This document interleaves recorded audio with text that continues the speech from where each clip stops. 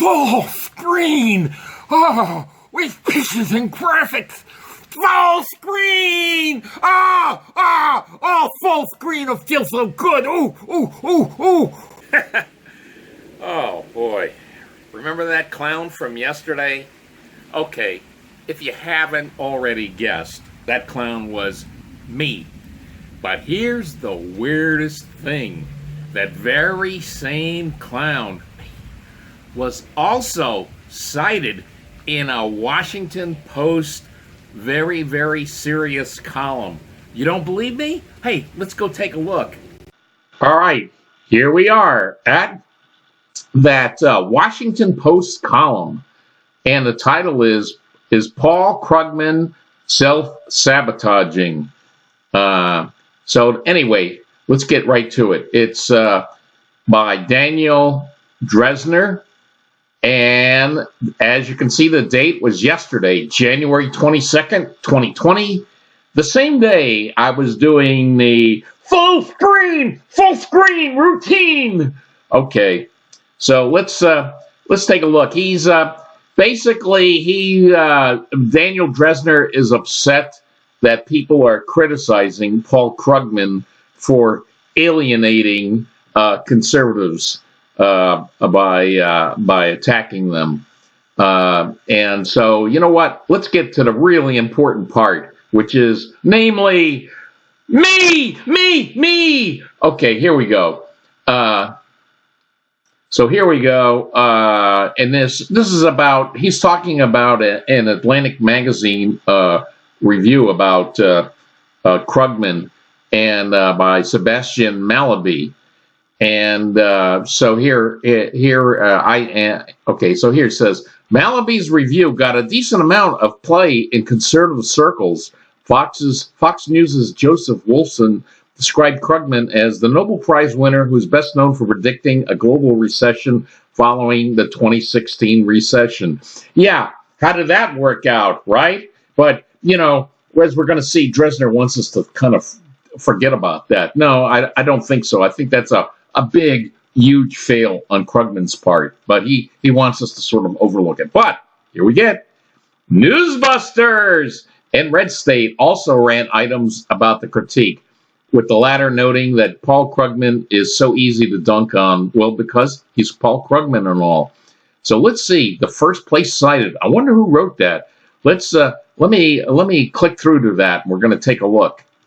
And here we are at Newsbusters. Oh, and here's the title of the article. Atlantic Magazine, Paul Krugman suffers from Trump derangement syndrome. And who wrote it? Oh my God, look at this. P.J. Gladnick. Me. That's me, guys. Anyway, the big thing. Now, here's the thing that really amazed me about Dresner's column. He missed the one thing that really stood out. I wrote, this is, like I said, I'm doing a review of the Atlantic Magazine column about Paul Krugman, and the big thing that stood out was that guy Sebastian Mallaby said that Krugman, like right here. Here's the quote. In short, this is a quote from Sebastian. Oh, by the way, my article was December 19th, 2019. Mark that date. But here's the thing. He says, in short, this is from Atlantic Magazine. In short, Krugman is suffering from an especially public case of what's come to be known as Trump derangement syndrome. Dresner, I don't know why he would skip over that. That jumped. I mean, I go through at least 100 articles a day to find things to write up for Newsbusters. And as soon as I saw that, I mean, it jumped off the screen at me. I mean, how can you miss that? That's a central quote of the entire article, but somehow he missed it. And also, as far as Krugman's predictions, the big one that he's known for was his one right after the 2016 election of Donald Trump. It says, here's his quote. This is one day after the election from Krugman. it really does now look like President Donald J. Trump and markets are plunging. When might we expect them to recover? Frankly, I find it hard to care much, even though this is my specialty. The disaster for America and the world has so many aspects that the economic ramifications are way down my list of things to fear. Still, I guess people want an answer. If the question is when markets will recover, a first pass answer is never. You got that? But Dresner, as we'll see, he seems to think that Krugman mostly gets it right. Yeah, he might get some minor details right.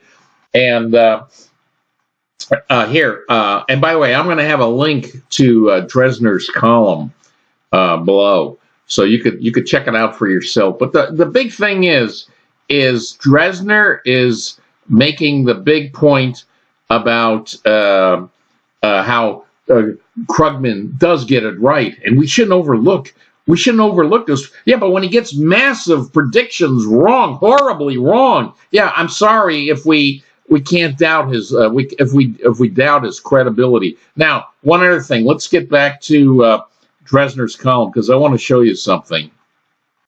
All right, here we are back at his column, and Newsbusters and Red State. Oh my God, I have to share glory with Red State. Now, I love Red State. I read it all the time, but when it comes to sharing this glory of being cited, it's like a split decision. Oh, how will my ego ever recover from this? I don't know. Let's click through. Let's take a look at Red State and see what they have to say. Okay, we're at the December 20th Red State, with whom I'm forced to share the glory of the citation.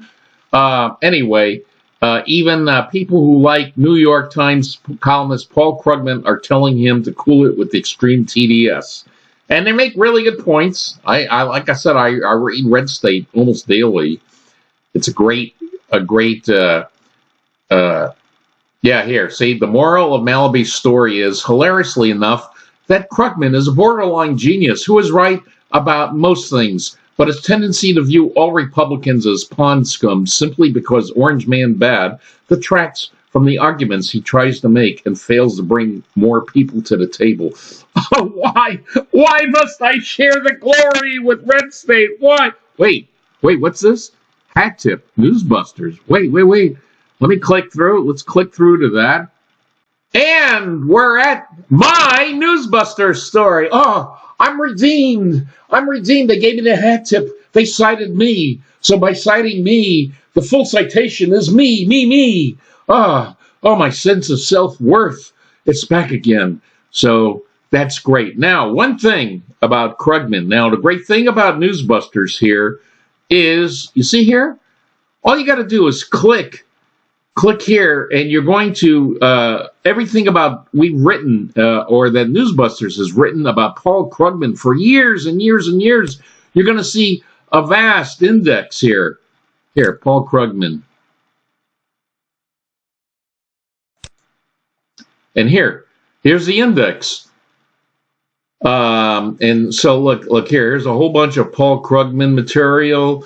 And going back years and years and years, you see just a vast archive. It just keeps going and going and going. So like I say, it's a great research tool. But what I'm interested in is the accuracy of Paul Krugman's, so you see how big this is? There's so much material. Just goes on and on and on. But what I'm interested in is, let's see if we could find something about Paul Krugman's, how well his predictions have turned out. Now, according to Mr. Dresner, it's quite good. Oh wait, here, let's see, March 16th, 2018. So we take a look here.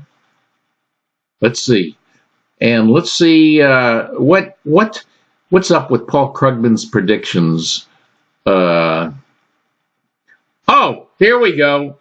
Now, we've already seen about his most famous recent prediction about the Trumpocalypse, about the economic collapse.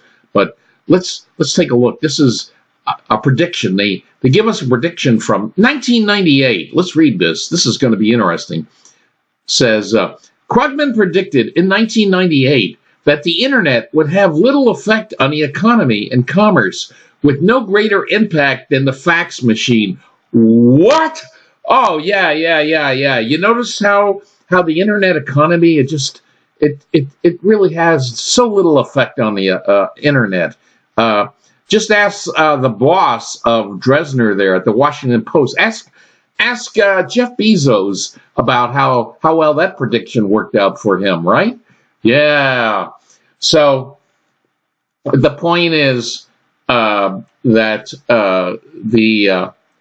the predictions of Krugman leave a lot to be desired, and as far as Dresner, I mean, he makes it sound like Paul Krugman doesn't need to convince anybody because his predictions are so true, so wonderfully accurate.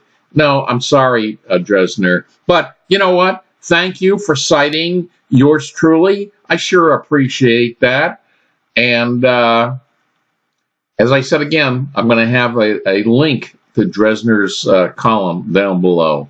Okay, the big fallacy of Dresner's argument is that if somebody, say, predicted before the Titanic had sailed, and he predicted that the food will be fantastic, and the music will be exquisite, and the boat is unsinkable. Well, yeah, he was right 2 out of the 3 times, but the really important prediction about the Titanic being unsinkable, well, we know the answer to that. Same situation with Krugman. Yeah, he might get some vague labor statistic or some housing index. He might be right about it. But the big, important predictions, as we've seen, are way off base. So anyway, now that I've been cited in the Washington Post, I think I'm going to have to just drop my clown demeanor and assume a new tone of seriousness. You got that? Really?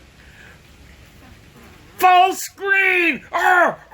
Full screen! See you later.